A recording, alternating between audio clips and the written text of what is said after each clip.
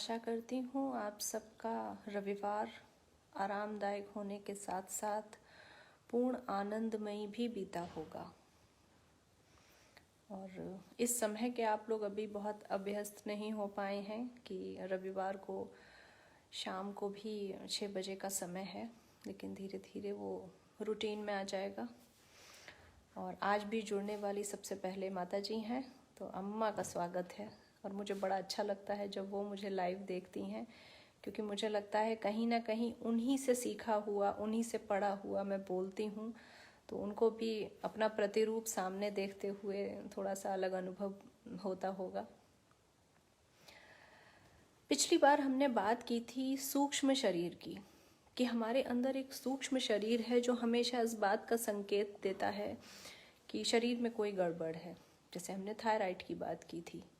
मैं सदैव आपसे उसी चीज़ की बात करती हूँ जो अनुभव मेरे संज्ञान में होता है।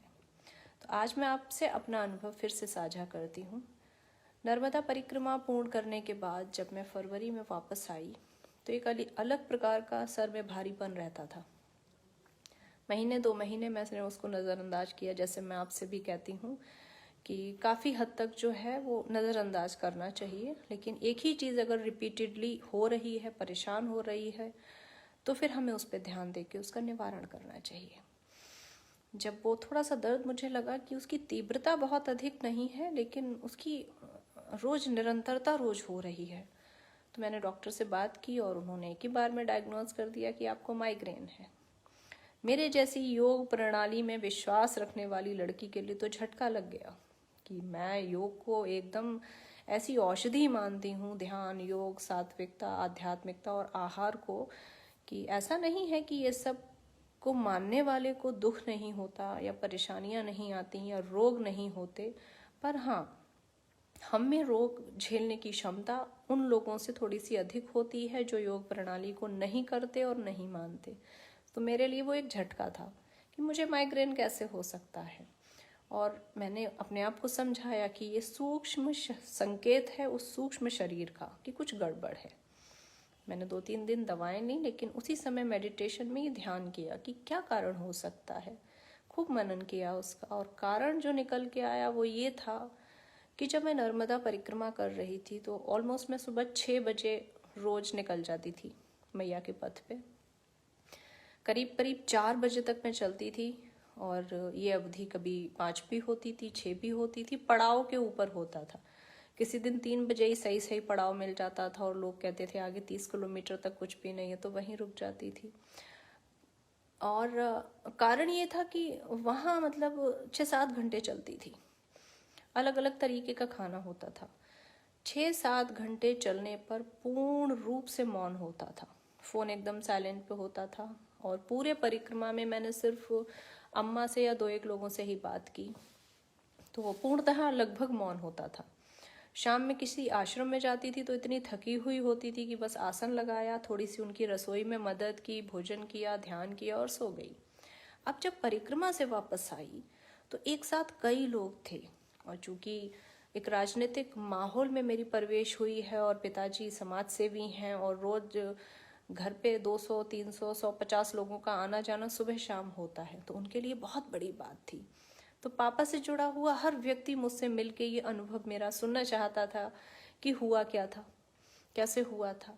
यहाँ आके परिस्थिति ऐसी हो गई थी कि सुबह 8 बजे से लेके शाम को 8 बजे तक मैं सिर्फ बोल रही थी परिक्रमा के बारे में, क्या खाया, कैसे चली, कैसे हुआ। सो वो एक अजीब सा चेंज आया, इतना ड्रास्टिक और इतना तीव्रता से वो बदलाव आया गतिविधियों में कि बॉडी उस चीज़ को नहीं ले पाई। ये मुझे मनन में समझ आया कि 7-8 घंटे अपने साथ चुप रहना और अब 7-8 घंटे सिर्फ बोलना, वहाँ पे भोजन कभी मिलना कभी नहीं मिलना, और यहाँ अम्मा का एकदम बौछार हो जाना। फिर हॉर्मोन्स भी चेंज होते हैं, वहाँ हर समय दिमाग में ये सोचना कि कहीं आश्रम मिलेगा नहीं मिलेगा, जंगल है, जंगली जानवर ना आ जाए, ये आश्रम कैसा होगा, यहाँ रुकना चाहिए या नहीं रुकना चाहिए। और यहाँ एकदम बेफिक्री से रहना। कारण ये हुआ कि अंदर का जो वो बदलाव, बाहरी तौर पे जो इतना बड़ा बदलाव हुआ, अंदर भी वो कहीं ना कहीं हुआ, और शरीर उसको नहीं झेल पाया। और जब नहीं झेल पाया तो शरीर ने अपनी प्रतिक्रिया दी कि भाई नहीं, इतनी तेजी से नहीं। कहाँ तो दिन के 30 किलोमीटर या कम से कम 20 किलोमीटर चल रही थी, और कहाँ बेड पे बिठाल दी गई थी कि खूब सेवा हो रही है, चाय भी बिस्तर पे मिल रही है, भोजन भी बिस्तर पे मिल रहा है, खूब ध्यान रखा जा रहा है। तो शरीर ने नकार दिया कि नहीं, इतनी तेजी वाला बदलाव मैं नहीं झेल सकता। और जैसे ही मुझे ये बात समझ आई, वैसे ही मैंने थोड़ा सा फिर से मौन शुरू किया कि थोड़ा 10 लोगों से अगर 5 बात करनी है तो 4 करा, 3 किया, धीरे धीरे चुप रहना शुरू किया। घर में ही मैंने 3-4 किलोमीटर 5 किलोमीटर चलना शुरू किया। और बाय गॉड ग्रेस, बड़ी नर्मदा की कृपा थी कि वो पहली और आखिरी 3 गोलियां थी जो मैंने माइग्रेन के नाम पे ली। हालांकि वो 1 महीना पूरा अटैक हुआ था, इतना दर्द था मुझे। तो वो सूक्ष्म शरीर के जो संकेत थे वो मैंने समझ लिए। जब मैंने समझे तो मैंने मनन किया। जब मैंने मनन किया तो उसका हल निकल आया। और उसका हल ये हुआ कि माइग्रेन जैसी बीमारी से अब मैं दूर हूँ। मैंने उसके कुछ एक्यूपंक्चर भी सीखे। मैंने उस समय उसी से जुड़े हुए कुछ योग भी शुरू किया, कुछ नई नई विधियाँ और क्रियाएं भी की। और हुआ ये कि औषधि से छुटकारा मिल गया। तो सूक्ष्म शरीर हमेशा संकेत देता है इनिशियली। अगर आप उसे समझ जाएंगे, अगर आप उसे मान लेंगे, अगर आप उसका हल निकाल लेंगे, तो निसंदेह आप रोग मुक्त रहेंगे। और ध्यान के 15 मिनट मैंने बोले थे, वो तो आपको याद ही होगा कि उन 15 मिनट की भी पता है एक साइकिल होती है। मुझे नहीं पता आप में से कितने लोगों ने अष्टांग योग पढ़ा है। मैंने खूब पढ़ा है, और इतना पढ़ा है कि मैं आज योग से संबंधित जितनी भी चीज़ों को जानती हूँ वो अष्टांग योग से ही सीखा है। और बहुत क्लिष्ट होते हुए भी वो बड़ा सरल है अगर हम ठीक से समझ पाएं। उस अष्टांग योग का जो निचोड़ मेरी वाणी में आया है, मेरे आचरण में आया है, वो मैं आपसे साझा करती हूँ कि मुझे लगता है उसमें तो बहुत सारी चीज़ें दी गई हैं, काश हम उसे मान पाएँ। हर व्यक्ति को उसे सीखना चाहिए। जैसे हम MA BA की डिग्री या ग्रेजुएशन की डिग्री लेना चाहते हैं, ग्रेजुएट होना चाहते हैं, नौकरी पाना चाहते हैं, ऐसे ही हमें ये शपथ लेनी चाहिए कि अष्टांग योग के हर पड़ाव हमारे अंदर हों। थोड़ा सा मुश्किल है, अगर हम शुरू करेंगे तो हो भी जाएगा।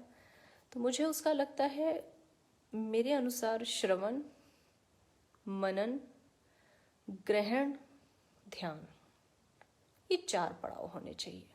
ये 4 खंबे होने चाहिए जिस पे आध्यात्म की, स्वास्थ्य की, आनंद की छत डाली जा सकती है। और इसकी नींव इच्छा शक्ति होती है, इसकी धरातल दृढ़ इच्छा शक्ति होती है। इस पे आप ये 4 खंबे गाड़ दीजिए, जिसमें सबसे पहले उस ध्यान के लिए ज़रूरी है श्रवण। कोई भी ऐसी चीज़ जब तक हम सुनेंगे नहीं तब तक हमें पता नहीं होगी। हम में से सब जानते हैं कि बहुत सारी आकाश गंगाएं हैं, ये विज्ञान ने नाम दे दिया, तो हमें इतना ही पता है। अब जब हम पहली बार उनका नाम सुनेंगे तभी हम उनका मनन कर पाएंगे। आप किसी भी ऐसी चीज़ की कल्पना नहीं कर सकते, मनन नहीं कर सकते जो आपके संज्ञान में ही नहीं है, जो आपकी स्मृति में ही नहीं है। तो श्रवण में हमें हमेशा अपने आसपास उन सृजनात्मक चीज़ों को सुनना चाहिए जो हमारे विकास के लिए आवश्यक है। मैं नहीं कहती हमेशा वेद हो, शास्त्र हो, रामायण हो या आरती हो, ये संभव भी नहीं है। बट हमें अपने आसपास का वातावरण इतना सात्विक बनाना चाहिए, अपनी संगत को जानबूझ के ऐसे चुन लेना चाहिए जहाँ से कुछ ना कुछ सीखने को मिले, रचनात्मक कुछ ना कुछ सीखने को मिले। कानों में जो भी चीज़ जाए वो कुछ ऐसी जाए जो हमारा सृजन करे, हमारे विकास का सृजन करती रहे, हमारे बारे में अच्छी हमें गतिशीलता देती रहे। तो श्रवण पहला खंबा है। जो आप सुनते हैं वही आप होते हैं, वही उसी का आप मनन करते हैं। और मुझे लगता है इसी वजह से हम बड़े बड़े जो साधु संत आजकल कथाएं करते हैं, हम कथाओं में जाते हैं, सत्संग करते हैं, जागरण सुनते हैं, श्रीमद् भागवत का घर में पाठ करते हैं, सुंदर कांड का पाठ करते हैं। उसका ध्येय यही होता है कि भाई कानों में कोई चीज़ जो है वो ऐसी जानी चाहिए। तो श्रवण, अपने आसपास माहौल ऐसा बनाइए कि आपके कानों में जो चीज़ें जाएं जो सृजनात्मक हो। उसके बाद मनन, आपने दिन भर में जो भी सुना वो चाहे अनचाहे वो आपकी इस मेमोरी में फीड हो रहा है। इसमें आप कुछ नहीं कर रहे हो, ये ऑटोमेटिक हो रहा है। ये तंत्र ऐसे ही बनाया गया है कि आप कुछ सुन रहे हो, कैच हो रहा है, कुछ छूट रहा है, बाकी कैच हो रहा है। अब आपको शाम को मनन करना है, और करना है ये तो मैं जानबूझ के कह रही हूँ, उस पर जोर डाल के। ये हम स्वतः भी करते हैं कि दिन भर हमने जो सुना हम उसका कुछ ना कुछ मनन तो करते हैं, अच्छा उससे मिले थे, ये बात हुई। अब मनन करते समय हमें थोड़ा सा सावधान रहना है। मनन करते समय हमें श्रवण वाली सिर्फ वो चीज़ें उठानी है मनन में जिससे हमारी बुद्धि, हमारी आत्मा हमें ये कहती है कि ये हमारे सृजन में सहायक रहेगी। उन चीज़ों का हम मनन करते हैं कि अगर आज मैंने उसकी सेवा की, देखो मेरी छोटी सी हेल्प से कितनी हेल्प हो गई उसकी, उसका कितना बड़ा काम बन गया, उस पर हम मनन करें। क्या हमने आज दिन भर सीखा, क्या दिन भर किया, किन बातों पे हम बिना मतलब में क्रोधित हुए थे, किन बातों पे आवश्यकता थी कि हाँ भाई चिल्लाना चाहिए था क्योंकि वो हमारे अधिकार की बात थी, लेकिन क्या उस पर इतनी देर तक समय देना चाहिए। ये सब मनन के विषय होते हैं। और सबसे अच्छा समय होता है जब आप रात को बिस्तर पे लेटे होते हैं। आज रविवार है, आप भी फुर्सत में हैं और मैं तो हमेशा ही फुर्सत में आपके लिए रहती हूँ। थोड़ा सा समय ज़्यादा लूँगी क्योंकि विषय ऐसा निकल आया है। तो हमें उन सब चीज़ों का रात में जब आप बिस्तर पे लेटें तो दिन भर का मनन करें, अच्छे से वज्रासन लगा के कि क्या क्या था, क्यों किसी का दिल तो नहीं दुख गया, अच्छा उससे ऐसे नहीं बोलना चाहिए था, थोड़ा सा अगर कम क्रूर बोलता तो काम चल जाता। किसी किसी चीज़ पे खुद को जस्टिफाइड भी करिए कि जहाँ ज़रूरी लगे, तो उन सब चीज़ों का मनन कीजिए। और उस समय पे आप अपने मालिक स्वयं होंगे, आप अपने टीचर स्वयं होंगे। कोई आपको सिखाने समझाने वाला नहीं होगा, आपका खुद का निर्णय होगा। मनन कीजिए। ग्रहण, श्रवण के बाद मनन करने के बाद कौन सी चीज़ ग्रहण करनी है, ये आखिरी तीसरा खंबा है, पर ये बहुत ज़रूरी खंबा है। क्योंकि अब आप वो चीज़ें अपने चरित्र में, अपने आचरण में, अपनी पर्सनालिटी में, अपने जीवन में आत्मसात करने का निर्णय ले रहे हैं, जिससे आपका आने वाला कल, आने वाली सुबह निर्मित होने वाली है। तो फिर ग्रहण करते समय थोड़ा सा सावधान रहिए, प्रभु का नाम लीजिए। बुद्धि विवेक ये ज़रूर बताता है, एक अंतरात्मा ये ज़रूर बताती है क्या सही है क्या गलत है। तो फिर आप ग्रहण कीजिए। और इन 3 चीज़ों का जो मिक्सचर बन जाता है, जो मिश्रण बन जाता है, उसी चीज़ को हम ध्यान कहते हैं। कि वो ग्रहण करने के बाद आप आंख बंद कीजिए और आंख बंद करके जब आप सोचेंगे कि ये सुना था, ये मनन किया, ये ग्रहण कर लेता हूँ, इन तीनों चीज़ों की सोच मिलके ही ध्यान हो जाती है।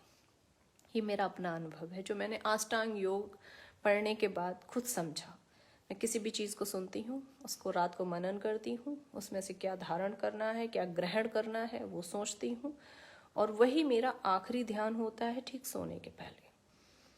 सोने के पहले अगर मैं किसी विशेष रात्रि साधना में नहीं हूँ तो ये मेरा एक नियम है कि बिस्तर पे पहुँच के मैं 10 मिनट अपने आप को देती हूँ, दिन भर क्या सुना था।